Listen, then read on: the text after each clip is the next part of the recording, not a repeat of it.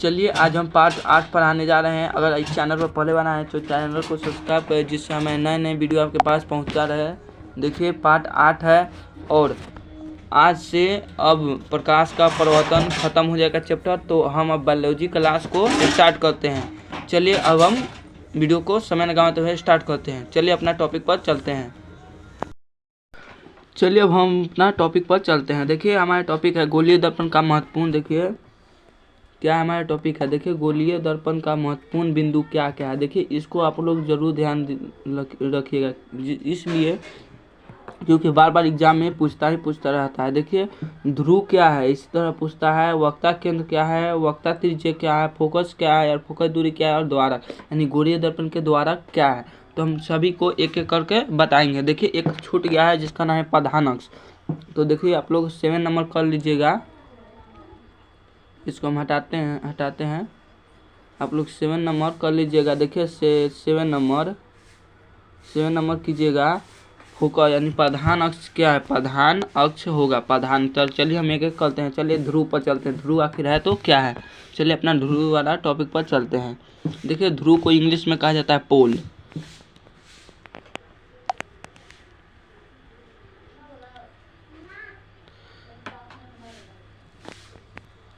चलिए अपना ध्रुव पर हम आ गए हैं। तो देखिए ध्रुव आखिर है तो क्या है। तो देखिए गोलीय दर्पण के माध्य बिंदु को दर्पण का ध्रुव कहते हैं। यानी गोलीय दर्पण आप लोग देखे होंगे। देखिए जैसे गोलीय दर्पण है, इसके बीच में देखिए यहाँ देखिए प्रधान अक्ष इस तरह जाता है, और पी यानी पोल यानी ध्रुव का इंग्लिश होता है पोल। इसे पी से सूचित किया जाता है, इसको ही ध्रुव कहते हैं। चलिए अब दूसरा देखते हैं, वक्ता केंद्र क्या है। वक्ता केंद्र आखिर है तो क्या है। देखिए वक्ता केंद्र क्या है, दूसरा नंबर है। देखिए दूसरा नंबर है वक्ता केंद्र क्या है। तो देखिए किसी खोखले गोले यानी किसी खोखले गोले का ऐसा भाग जो गोले के केंद्र के वक्ता केंद्र कहते हैं। यानी ऐसा भाग जो गोले के केंद्र को वक्ता यानी गोलीय दर्पण के वक्ता केंद्र को ही वक्ता भले गोलीय दर्पण के भाग यानी बीच वाला भाग को ही वक्ता केंद्र कहा जाता है। जैसे देखिए गोलीय दर्पण है, इस तरह एक प्रधान अक्ष है, बीच में देखिए केंद्र है, यानी केंद्र को सी से सूचित किया जाता है। अब हम चलते हैं वक्ता त्रिज्या। चलिए अगला टॉपिक पर हम चलते हैं।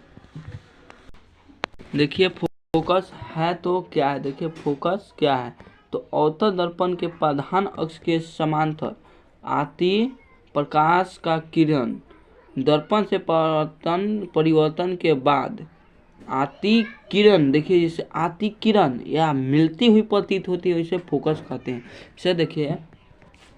ऐसे देखिए कोई गोलीय दर्पण है, इस तरह प्रधान अक्ष है, यहाँ से आती प्रकाश की किरणें आती हुई प्रतीत होती तथा एक बिंदु पर मिल जाते हैं, उसको ही फोकस कहते हैं। अब चलते हैं फोकस दूरी है तो आखिर क्या है। 5वां नंबर टॉपिक पर हम चलते हैं।